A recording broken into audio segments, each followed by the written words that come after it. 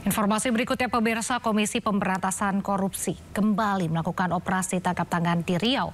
Pagi tadi Gubernur Riau Abdul Wahid tiba di Gedung Merah Putih KPK. Gubernur Riau Abdul Wahid datang bersama Kepala Dinas PUPR Riau, Arief Setiawan, yang ikut terjaring operasi tangkap tangan oleh KPK. Gubernur Riau kemudian langsung diperiksa intensif oleh KPK. Dalam kasus ini, KPK juga menyita sejumlah uang yang dijadikan barang bukti. 9 orang dari 10 orang yang ditangkap yang kemudian akan dibawa ke Gedung Merah Putih KPK.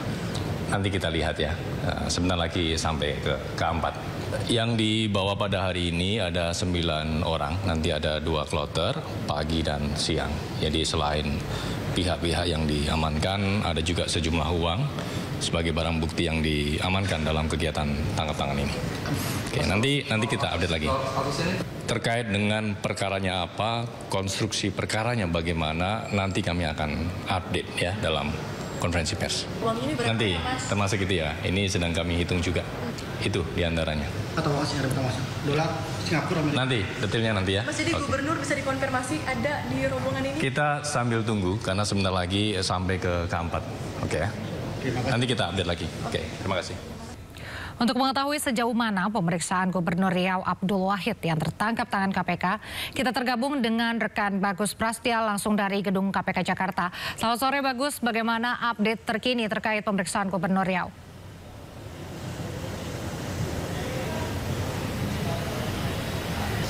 Baik Nadia dan pemirsa, untuk perkembangan terkini terkait operasi tangkap tangan yang dilakukan Komisi Pemberantasan Korupsi KPK terkait melibatkan Gubernur Riau Abdul Wahid dan 2 orang lainnya, Kepala Dinas PUPR Riau dan Sekretaris Dinas PUPR Riau. Saat ini penyidik KPK sedang melakukan pemeriksaan terkait kasus dugaan korupsi yang melibatkan ketiganya, di mana pemeriksaan ini merupakan tindak lanjut OTT KPK yang berlangsung Senin kemarin.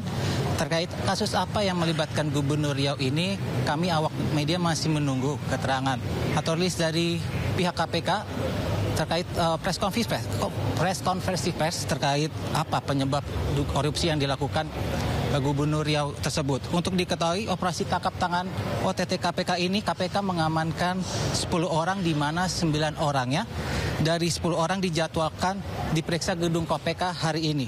Dari 9 orang tersebut terbagi 2 kloter. Untuk kloter pertama, tadi ada Gubernur Riau dan 2 orang lainnya tiba di Gedung Merah Putih KPK setengah 10 pagi dan masuk ke dalam tanpa memberi keterangan lebih lanjut kepada awak media. Dan untuk 1 orangnya lagi kami masih menunggu diberangkatkan dari Riau untuk menuju gedung KPK sendiri. Namun informasi yang kami dapatkan sudah ada 5 orang yang masuk ke dalam di gedung KPK melalui pintu belakang. Jadi totalnya sudah ada 8 orang yang di dalam gedung KPK untuk diperiksa penyidik KPK. Dari OTT tersebut diamankan sejumlah pecahan rupiah, namun jumlah tersebut masih belum bisa dipastikan berapa jumlahnya. Kami masih menunggu keterangan pers dari pihak KPK itu sendiri. Saat ini diketahui KPK sudah mempunyai waktu 1 kali 24 jam untuk menentukan status para tersangka, apakah menjadi saksi atau tersangka. Kembali ke Anda. Baik, terima kasih Bagus Prastya melaporkan langsung dari Gedung Merah Putih KPK. Selamat bertugas kembali. Pemirsa, Ketua Umum Partai Kebangkitan Bangsa Muhaimin Iskandar mengatakan saat ini PKB fokus memantau perkembangan yang dilakukan KPK dalam mengusut kasus yang menjerat Gubernur Riau Abdul Wahid. Ya kita tunggu aja apa yang disampaikan KPK, kita menunggu aja. Instruksinya untuk kader-kader yang lain mungkin, Gus? Iya, tentu kita lihat dulu, belum ada instruksi apapun. Sementara itu pemirsa, harta kekayaan Abdul Wahid Gubernur Riau tersebar tak hanya di Riau tetapi juga di Jakarta. Meski baru menjabat selama 8 bulan, Abdul Wahid memiliki tanah dan bangunan senilai miliaran rupiah.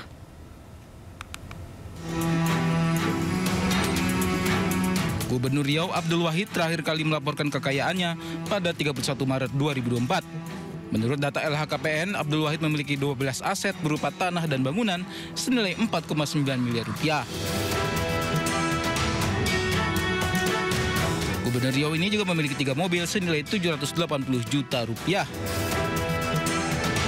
Sementara untuk kas dan setara kas senilai 621 juta rupiah. Abdul Wahid juga memiliki utang senilai 1,5 miliar rupiah.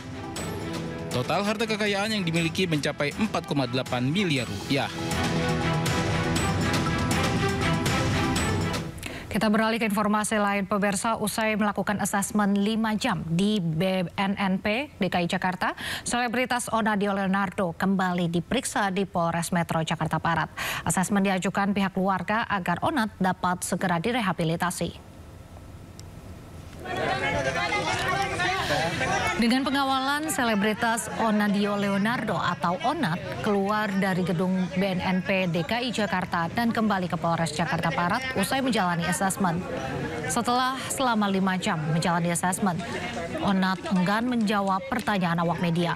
Melalui tim kuasa hukumnya, keluarga Onat mengaku sangat terpukul dengan kasus narkoba yang menjerat Onat. Bahkan pihak keluarga meminta maaf atas kegaduhan terkait pemberitaan tertangkapnya Onat. Hingga kini, tim Satres Narkoba Polres Jakarta Barat belum menentukan status hukum Onadio Leonardo. Hasil perkembangan tadi kita masih tunggu hasil asesmen yang kemarin diminta hari Sabtu dari pihak keluarga, akan diterangkan oleh pihak BNN-Prof DKI secepatnya. Nanti kita tunggu kabar selanjutnya. Artinya belum ada keputusan akan direhab atau belum? Sedang mengajukan, Mas. Sedang mengajukan keputusan untuk direhabilitasi, di mana tempatnya nanti kita menyusul, kita koordinasi lebih lanjut. Kondisi OL sampai saat ini dalam keadaan sehat-sehat saja dan baik. Dari asesmen ini apa dan hasilnya akan mempengaruhi apa Pak di akhir penetapan Onat ini? Untuk asesmen ini kita belum tahu nanti hasilnya, TAP-nya nanti setelah dilakukan asesmen yang menentukan adalah pihak BNNP ya. Nanti kalau udah ada hasilnya kita update kembali. Sementara itu dulu. Yang mengajukan asesmen siapa Pak? Dari pihak keluarganya sudah meminta mengajukan untuk dilakukan. Kita ke informasi lainnya, sidang lanjutan kasus kematian prajurit TNI Angkatan Darat Prada Lukinamo kembali digelar di Pengadilan Militer 315 Kupang, Nusa Tenggara Timur. Dalam persidangan kali ini, majelis hakim mendengarkan keterangan 7 saksi untuk berkas perkara dengan 17 terdakwa.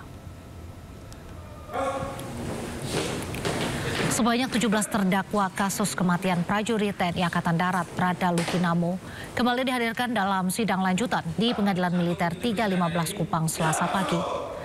Sidang dengan menghadirkan 7 saksi terdiri dari 2 dokter RSUD Airamo yang memberikan keterangan secara daring, 4 prajurit Batalion TP 834 Waka Ngamere, serta ibu angkat Prada Lukinamo turut hadir di ruang persidangan.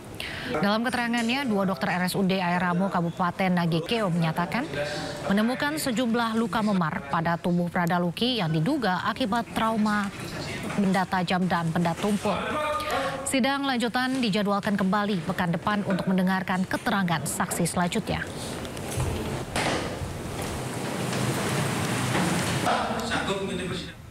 Praktisi hukum politik dan keamanan Nikolai Aprilindo menilai dakwaan auditor militer Kupang Nusa Tenggara Timur terhadap ancaman 9 tahun terhadap para terdakwa pembunuh Pratu Lukinamo terlalu ringan karena dari fakta yang ada penganiayaan yang mengakibatkan tewasnya Pratu Luki diduga sudah direncanakan. Lihat dari kejadian yang terjadi pada Prada Luki, kalau menurut kacamata hukum kami, ini sudah dilakukan melalui satu perencanaan, bukan tiba-tiba. Bukan tidak melupakan satu tindak pidana yang istilahnya by accident. Karena apa? Karena kalau kita lihat dari sebab akibat, di mana Prada Luki ini sudah menjadi incaran dari para pelaku karena ada sesuatu hal yang terjadi di internal batalion tersebut yang diduga dilakukan oleh Prada Luki. Sehingga ada para senior maupun komandan kompi yang mengetahui itu. Bahkan komandan batalion pun seharusnya bertanggung jawab. Tidak hanya pada tataran komandan Kopi. Karena apa yang terjadi di batalion infanteri khususnya di dalam batalion itu harus sepengetahuan dari komandan batalion. Sehingga pertanggungan jawaban pidana pun harus ada pada komandan batalion. Garuda Muda siap tempur dengan memulai langkah bersejarah di ajang Piala Dunia U17 2025. Informasi lengkapnya usai jeda, tetaplah di Sindo Sore.